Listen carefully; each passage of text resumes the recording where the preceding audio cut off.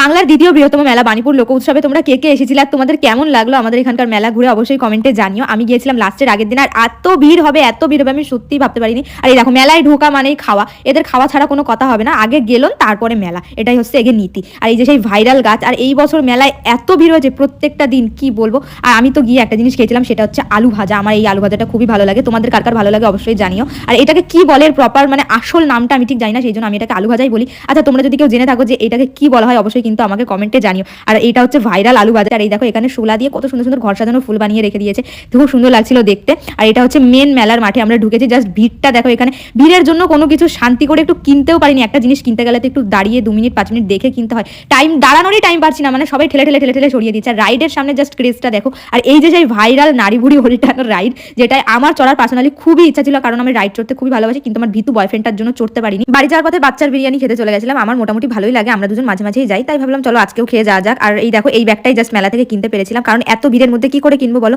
জানি জানি এই ড্রেসটার সাথে মানাচ্ছে না, দয়া করে কেউ এসো না, তোমাদেরকে দেখানোর জন্য আমি এইভাবে দেখাচ্ছি।